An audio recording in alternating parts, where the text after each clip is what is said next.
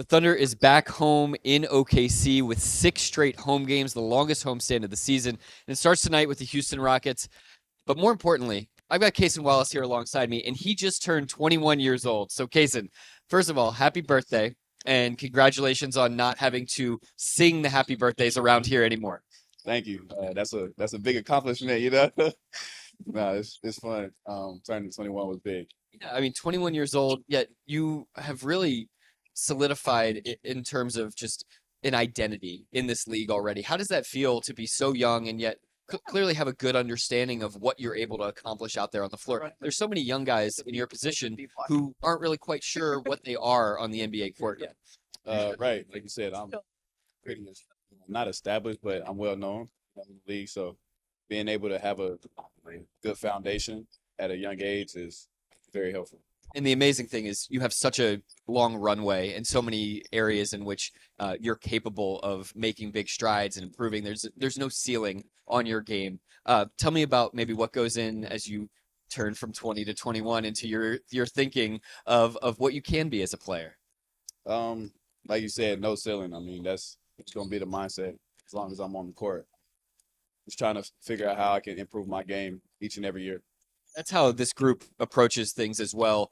What have you seen thus far through 8 games, 10% of the way through the season, about what this group can be if you continue improving over the course of the season? We do pretty special things when we're all locked in together and playing as one.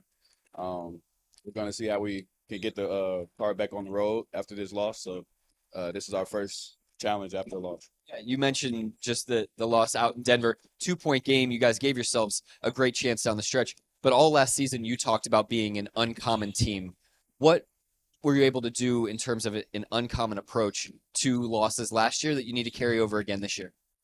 Just staying tight together, knowing that, losses do happen, but it was self-inflicting. So just figuring out those things that we didn't execute down the stretch and be better at it this time. What are some of those things for you all that you feel like are controllables tonight against Houston and moving forward? Our energy, we weren't one step ahead as we usually are. So just getting that good foot back forward.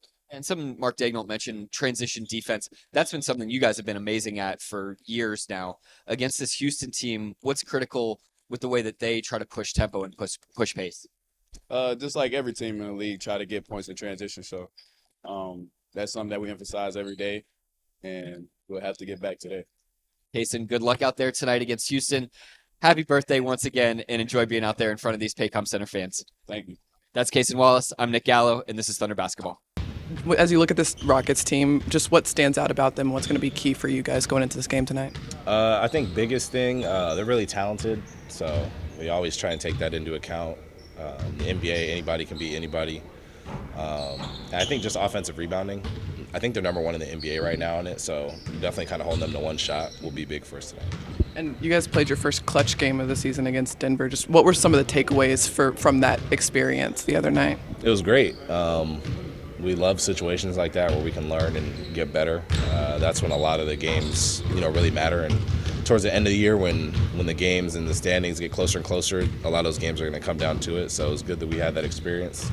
Just kind of learn how to control the clock and play through runs. And, like you said, it was our first one of the year, so a lot to clean up. You guys were down 8. You hit 2 big shots to help pull within a single possession. With every shot, kind of mattering so much in those final few minutes, what's going through your mind? What are you looking for in terms of making sure you're taking a good quality shot?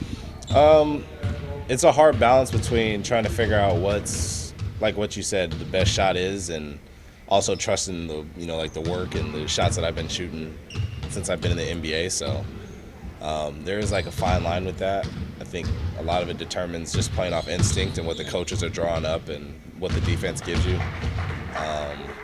I think for me it's a little easier because we have Shea and Chet, and we have a bunch of other guys that can also make plays, so it lets you play a little more free. And I think just trusting my work and understanding where I'm good at on the floor and trying to get to those spots. I think Isaiah Joe had 4 offensive rebounds in that game. You were just talking about offensive rebound on the other end.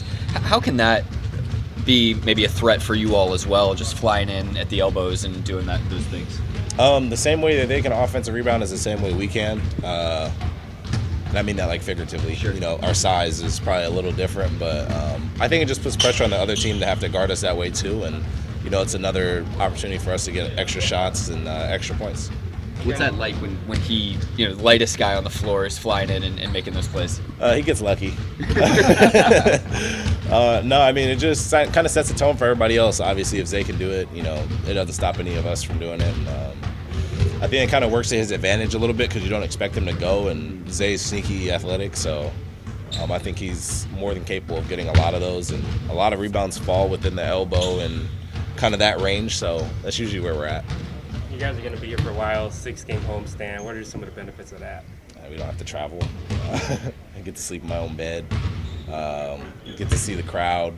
I mean, there's a lot of benefits to being at home. The NBA season is long, and you travel all the time. You're always getting in at 4 a.m., so to kind of have a schedule set for like the next, what is that, like a week and a half maybe? Yeah, week and a half. Yeah, so to have like a set schedule and try and get on like a sleep routine is really good. Anybody else? Thanks.